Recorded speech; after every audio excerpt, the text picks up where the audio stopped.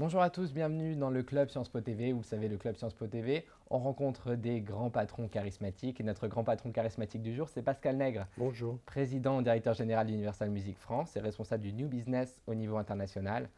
Alors, on vous a quitté au Midem, fin janvier. Vous étiez en croisade contre YouTube, vous les menaciez de retirer les clips. Bingo, il y a eu un accord entre la SACEM et YouTube, ce qui m'inspire cette question très originale. Alors heureux. Ben, c'est pas une question d'être heureux ou de malheureux. Le fait est que quand on a des contenus sur une plateforme, il est normal qu'on soit rémunéré pour. Et à partir du moment où la plateforme décide de ne plus faire de publicité, il n'y a plus de rémunération. Donc ça pose un problème. Et deuxièmement, si la plateforme n'a pas d'accord avec la SACEM, elle est donc pirate. Donc je n'ai pas donné les contenus à une plateforme pirate. Bon, enfin, tout ça est Les termes de réglé. l'accord vous satisfont? Bah, oui, oui, oui, c'est un accord. Et donc c'est un accord qui devait avoir lieu. Voilà, ça a été un peu long. C'est Ouais. la seule chose que je regrette. J'aurais préféré que ça soit plus rapide, mais voilà, ça y est, si vous allez sur YouTube, vous allez pouvoir revoir des publicités. Alors sur YouTube, c'est une étude d'Adopi qui l'a montré. Il y a 13% du contenu qui est constitué de clips musicaux. Parmi ces clips, il y en a un quart qui est mis en ligne par les ayants droit. Comment on lutte contre ça? Ça veut dire que, Eh en ben, on est gros, les justement en trois train quarts de sont pirates. travailler, on est justement en train de travailler avec YouTube là-dessus, parce que il y a plusieurs types de contenus qui sont mis en ligne, et en particulier les contenus les plus non officiels mis en ligne, en fait, sont les albums des artistes, Mhm. qui sont coupés chanson par chanson. Vous pouvez écouter ce que vous voulez. Ouais. Donc c'est pas pratique pour YouTube parce qu'il a beaucoup de mal à le monétiser. C'est pas bien. Donc on est en train de voir et réfléchir sur de nouveaux formats qui permettraient à la musique ce type de musique d'être exposé sur YouTube. Parler de la pub sur YouTube, on a beaucoup parlé de Gangnam Style l'année dernière, donc 6 millions d'euros de recettes pour YouTube. Ça peut paraître beaucoup comme ça, moi j'aimerais bien les avoir, mais en fait ramener à 1 milliard de vues, c'est finalement assez faible, c'est l'équivalent du minute de pub en gros au Super Bowl, 6 millions d'euros. Il y a un problème de valorisation de la pub sur ces contenus digitaux, ou pas? Alors il y a deux choses. Il y a vous posez deux questions en fait. Il y a une première question qui est est-ce que le modèle de gratuité financé par la publicité est un modèle rentable? Mhm. La réponse on la connaît, non. Car si la publicité pouvait payer tous les contenus, ça se saurait. Bon. C'est bien pour ça qu'on se réjouit du fait que YouTube va lancer une offre d'abonnement.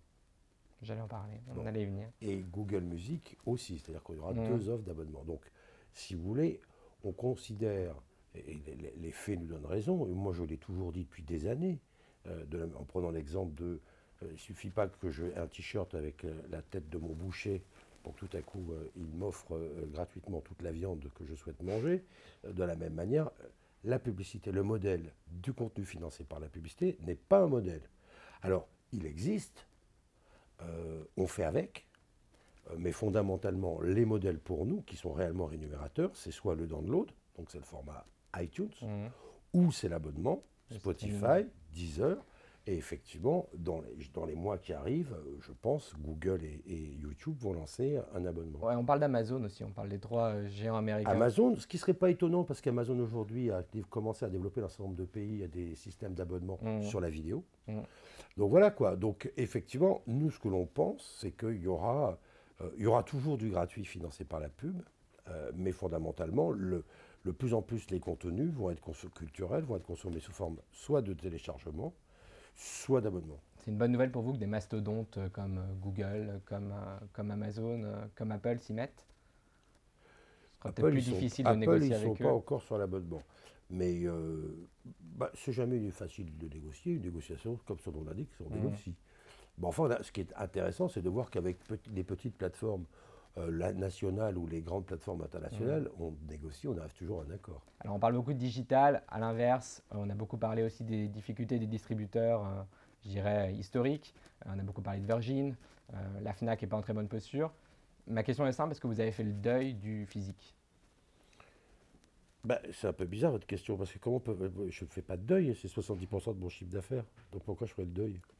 Le Donc digital prend de plus en plus de place et oui, finira certes, par dépasser un jour le physique ou... c'est le cas aux États-Unis Ouais. déjà. Bah, enfin, 50% du marché américain reste du format physique. Mhm. Donc l'idée C'était que 100% avant le digital. oui, oui, mais avant le CD, c'était la cassette, Mhm. vous voyez, le vinyle, on a connu de bon. Donc, ce que je pense, c'est que c'est un format qui va continuer à durer encore très longtemps. Ouais. Voilà. je pense en plus que le consommateur va de plus en plus acheter des tirages limités, ce qu'on appelle les éditions de luxe, c'est-à-dire des beaux objets. Donc bizarrement, le consommateur va plutôt être attiré par des objets qui sont plus chers, étonnamment. Donc voilà, et je pense après que la consommation, je dirais, régulière sera plus effectivement sur l'abonnement du téléchargement.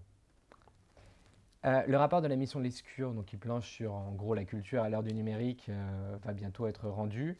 Vous en entendez quoi, vous? Bah, moi, je vais être franc, on a eu le droit au rapport Zelnick, on a eu le droit au rapport Célès, qui était sur la création d'un CNC pour la musique. Là, on a un rapport Lescure. J'ai l'impression que tous ces rapports compliquent un peu, Ça ne sert pas à grand-chose. compliquent un peu nos rapports avec le ministère de la Culture.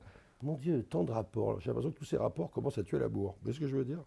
En général, dans la vie, c'est plutôt l'inverse, mais là, c'est un peu... vous voyez, donc voilà un peu ce que j'en pense. Alors le rapport Lescure, eh ben, on attend, on verra ce qui en sort, puis on verra après soit que Lescure ait publié son rapport, après qu'est-ce qui sera repris ou pas par le ministère et qu'est-ce qui est prêt à faire le ministère. Mon sentiment, c'est que l'idée qui est une idée très intelligente, qui était l'idée de dire il y a une loi langue en 85 qui grosso modo rétablissait le rapport, rétablissait les rapports économiques entre les radios, les télévisions, et les producteurs de musique, interprètes, etc.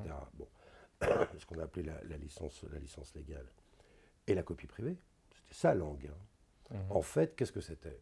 C'était, si j'en emploie des mots d'aujourd'hui, ce qui est toujours compliqué quand on parle du mode 85, en fait, ça partait du principe qui était transfert de valeur. C'est-à-dire, tout à coup, quand Énergie passe des disques toute la journée, si elle ne rémunère pas ces disques, il y a un transfert de valeur entre la création qui a été faite d'un côté et puis son utilisation.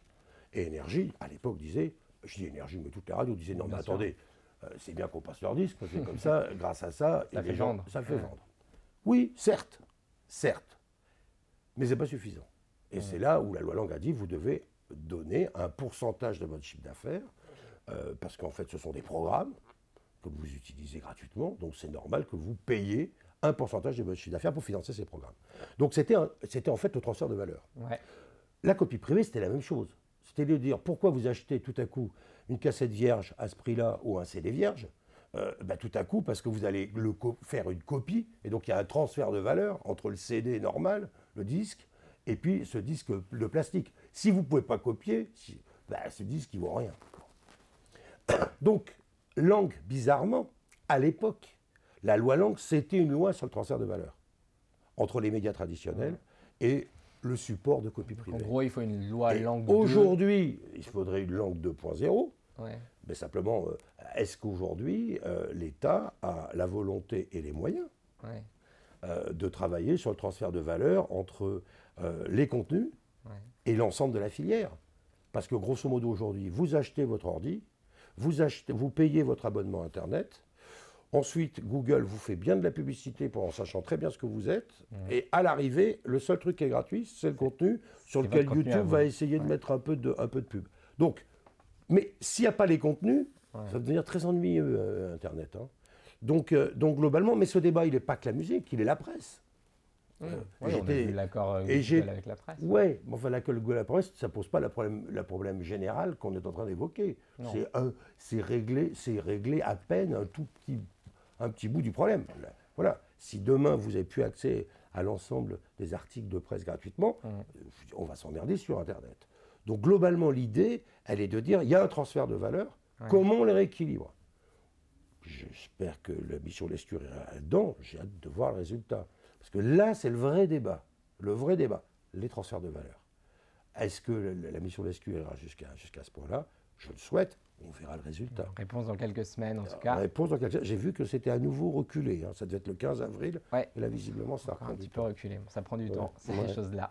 On marque une pause, non pas pour passer de la pub, mais pour changer de vidéo. On se retrouve avec des questions sur la musique et sur votre carrière. À D'accord. tout de suite.